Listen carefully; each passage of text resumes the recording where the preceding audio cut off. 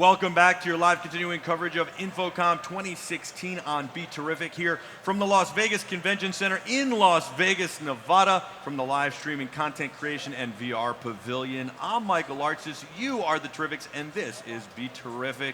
You're watching with all our syndication partners on BeTerrific.com and all over the world. Thank you so much for giving us your time. We're having a lot of fun, learning a lot, and it's been great. We've got another special guest joining us right now at BeTerrific TV on all social media. I know that you're getting some looks behind the scenes, by the way, and we've had some picture-in-picture as the audience comes up and plays with the control room and gets to use it and learn it. You see the wonderful crew working so diligently behind the scenes. You'll continue to do that. This is about learning, about getting to know the gear and workflows and workshops and having great conversations. So joining us for a great conversation is my co-host, Eric Fletcher. Hey there. Thank you. How you doing? Good. You having fun? Yep. Excellent. Of course. And this guy, he's a legend as well. You're a legend. He's also a legend. He at one point, I think, had like the first 3 red ones. He had like 10 red ones at one point. And he's also an extraordinary filmmaker, executive producer. Jim Dellas, thank you so much for joining us. You're welcome. Good to be here. Yeah, it is good to be here. It's good to have you here. I want to know how you got started in the business. Well, after college, I, like many young composers, moved to LA, and my first job there was in California. And after 2 years, they sent me back to direct a project in Georgia, and I began to move into media. Met my wife and stayed. Wow. Never went back to LA as far as to move back. So we raised a family there, and I've been there ever since. How has the industry changed in your mind, especially in creating content? And here, a lot of the people who come here are very interested in creating religious programming, creating corporate videos, all sorts of stuff like that. But the interesting thing about that is, years ago, you just make a down and dirty corporate video and people were happy to have video. Now people want everything to look like cinema, which is good. Yeah. We talked about it yesterday. That's what you should strive for. Well, you know, prior to video, as far as events goes, we had multi-image. So it was all about capturing that moment. It's that shot, making it big, making it move around, whatever, you know. And so, in my mind, that hasn't changed. You can have great toys, you can have great gear, you can have, you know, Panavision lenses, you know, Arri lenses, great camera gear. But if you don't get the shot, you just have a higher resolution of something that's ugly. So, you know, it's the same process that's always been. It's the moment, you know, it's about the moment. And, you know, you can have a moment on an iPhone.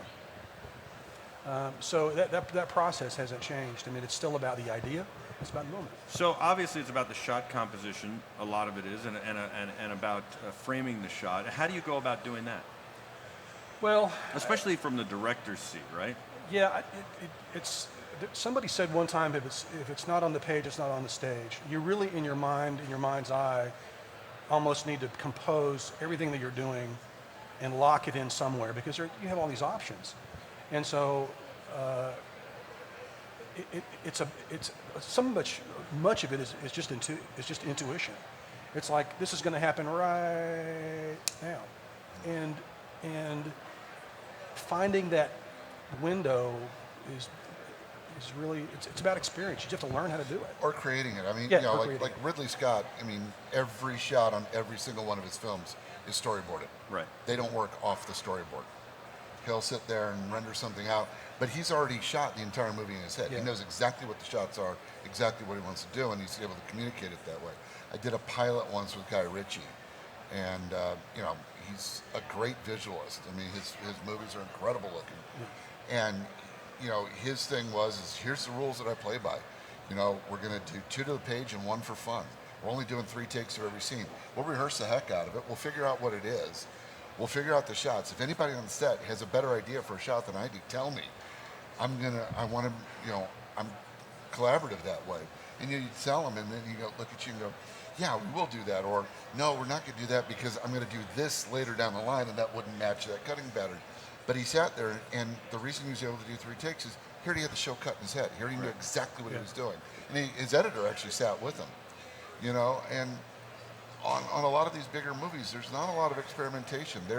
The movie's been pre-shot in the director's head, and he then translates that and then gets that information out to everybody. But you still can capture that moment. And I think what Yeah, Jim is talking about talks to what you talked about yesterday with the kill rooms with Dexter. It's knowing it's that dance. You were Fred and he was Ginger. You were Ginger, he was Fred. Yep. But doing that dance and kind of anticipating the moment, especially when he was Fred, right? Oh, yeah. You had to anticipate that move. Well, there was the shot that made it where Michael wanted nobody else in the kill room was. He spontaneously ran across the kill room up to the victim, and I was on the other side of the room, and we crossed, and I dropped into a two-shot that was 4 inches off the bottom of the lens focus-wise into this. It started as a wide shot, and it ended up being a very tight two-shot. The director walked in and said, if we couldn't shoot any more today, we have the entire kill room in that one shot. It was amazing. We're moving on. And that was just something that Michael did and I did. You know, I just responded to Michael's move, and it just worked out. Are you pulling focus for yourself on No. those? So the focus No. puller's outside the kill room. Seasons 2 through 6, my focus puller was at a video cart that he designed and called Johnny 5.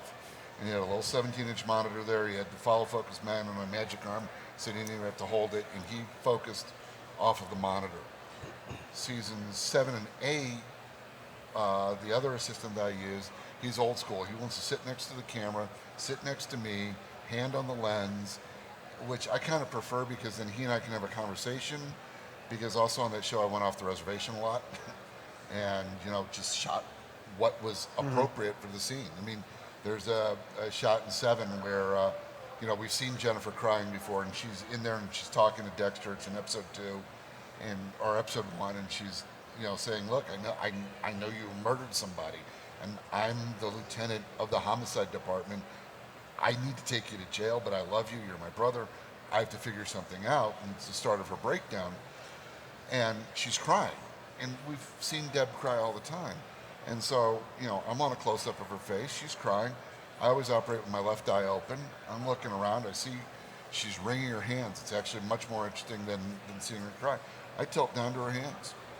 Play the whole scene out on her hands. Her hands were so expressive. And play the whole scene out. Director calls cut. John Dahl comes running in, one of my favorite directors. And like, that was brilliant. We're moving on. We have the scene. That was take 2. Wow. And Jennifer's like, what'd you do? What'd you do? And we wouldn't tell her. And Michael's just like, don't worry, it's amazing. You know, but And you know, that's and it's just being in the moment. and that's a lot of trust in you and letting you do it, and a lot of trust for And you. she trusted that I was going to portray her right. And also trust from the director to know that you had the right idea with it, and also to let you do it and that you weren't wasting time, not to come in there and be like, that's not what it's calling Yeah. for. Yeah. And obviously that's one But of the that's reasons what you it love was calling Dexter. for. I mean, at that moment, that's what it was calling Jim, for. how important do you think you hear about this flexibility and this kind of in the moment you're thinking about it and you move and you do something? How important is it to not only keep an open mind and creatively really keep your mind open and attuned and locked in, and to think about the whole broader picture, but also at the same time know when to take those chances and what those moments are, and when you're at a project where you literally have to follow the storyboard the exact way it is? In my first job, the president of the company, when I first went to work there, he knew I was really new at this whole process, and I was learning, and you know, I was going to make mistakes, big ones. It was going to cost him money. But it didn't matter because he knew intrinsically that something was right about the relationship between me and I. But he said something I've never forgotten. He said, you know, a great photographer, whether it be a still photographer or a motion photographer, a cinematographer, has one trait. They all have one trait in common. They're incredibly patient. And I'd never really understood that until probably maybe 5 or 6 years later when we were shooting a project, and we had to wait and wait and wait and wait and wait on the light, because and it really didn't matter. We could have got the shot, gotten and picked up and gone. But something about being patient and some of that rolls right into what you're saying. You know in your gut that something's going to happen, and if it's tilt down to the hands, you see that, wait, there's something else here. You know. Yeah. Well, it's Tom Priestley, who is arguably the greatest operator ever. He has these 3 rules. and his 3 roles are fantastic. Know where you're coming from in the script, in the look, in the tone of the project. Know where you're going to. Again, what's going to cut against this. How can I make it better? And you abide by those 3 roles, and you do well. Well, and what's so interesting about what you're both saying too is when you talk about you wait for the light, right? You wait for that exact moment. And Apple's big commercial a couple years ago, they shot the same time of day around the world for that exact reason, that light, that magical light. And so they had locations around the world, and it was directed from a control center in Cupertino, it's very fascinating, all done over video over IP to direct it. But I think what's so interesting is if you think about it, the audience doesn't know what you don't have. So the audience would have seen that shot and been like, okay, right? And it would have been a shot. And that's what you were saying is, yeah, we could have gotten the shot at 1 in the afternoon, 2 in the afternoon, 3 in the afternoon. But the difference in waiting and being patient made the shot go from okay to wow, made the audience have an emotional response, and was worth sitting there all day waiting for 4:30, 5 o'clock, whatever time you guys decided was the time, 4:51 p.m. to do this shot. And then you have to be prepared, by the way, because you have probably, a 3 or 4 or 6 minute gap to do it, and you got to do it 3 times, and if you don't get it, you just wasted an entire day. It's better known as panic at sunset. Right. What is that official time of day, by the way? I mean, obviously it changes It depends. with the seasons. It depends on the season. It depends on how much atmospheric crap there is. But what do you look for? Like, if I wanted to go shoot that tonight, what do I know? Do I need to look at to know exactly what time that is? Well, go ahead. No, go ahead. There's an app There's an app. called Golden Hour, and it's Thank you, Apple. It's like $6 or so. Yeah. And Sunseeker, Golden Hour. yes, There's a whole bunch of them. It plots where you are, and it tells you that window, and it's right every time. And what did we do before that? Like when you did it on that job so many years ago, what did you do? You got graphs and charts and... You have a compass. Yeah. And you have lookup tables. And you that's more patience than sitting there to me. And then you sit there and you actually go through it. Now with Sunseeker, I can go stand somewhere. I want to do this shot. The what do they call the thing in New York City? It happens twice a year. It's the hen shot where the sun sets directly down one of the boulevards, and it sets between the buildings. I know exactly what you're talking about. I have no idea that there was a term for it or what they call it. But it's Broadway. With some of these, right? It's Broadway. Broadway. And it happens twice a year, and you can just boom get the absolute perfect shot. But there's a couple of apps, and like I can sit here and it's like, okay, we're tasked to shoot this building, and I can bring up the building and look at it in an augmented reality view, and I can see where the sun's going to be at any time of the day.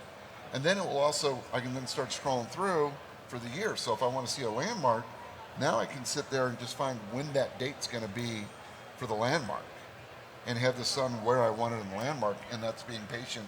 And no, we want to do this shot in 6 weeks. Right. Because it will be a lot better than if we do it now. Right. And those are tools that these days are indispensable. They save tons of work. Well, and you talk about getting the right lighting and stuff, but also music plays such a factor, especially as an executive producer, this, that it sets the tone and the mood. And I found in the corporate world for shooting corporate videos, so many people want to just buy licensed music and try and make it fit. But the reality is you really should compose music for the project, whether it be your commercial for your company that's going to set the tone and the brand that you're only putting online, because online is everything today. And so to have music composed makes such a difference. It gives you the feeling and everything. There was an episodic television show that's being shot in Atlanta, and I'd never done any episodic television before. And so I got this call, and they'd known I'd been working with the Walt Disney Company and writing scores for them and stuff for a while. So, but everything I had done for Disney basically was either a show for the park, or one of the 4 television specials, which had basically the Disney catalog that I was arranging and putting in. So I get this call, and they said, "Well, we'd like you to, score this demo for us, and as a result, we'll see if this fits." I did everything wrong. I did everything wrong.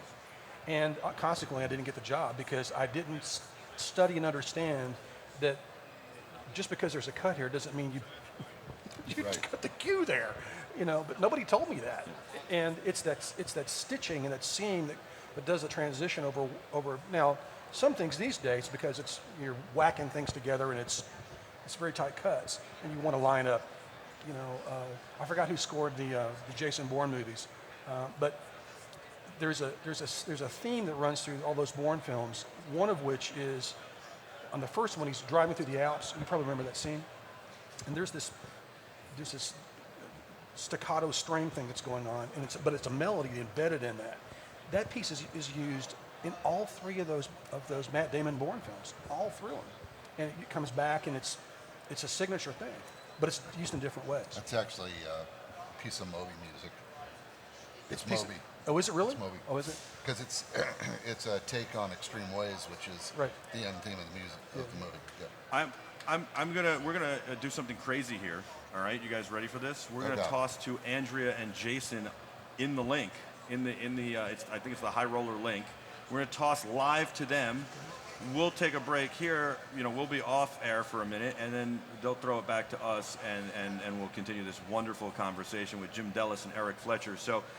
This is your live continuing coverage of InfoComm 2016, courtesy of the Live View. You see the shot behind me on our video wall. There's the Live View Solo giving us a live look from the link. But now we are going to give you a live interview or conversation from the link, and we're going to hear from Jason and Andrea, who are going to tell us exactly what it's like in that Ferris wheel that is so large, high atop Las Vegas. Andrea, Jason, take it away.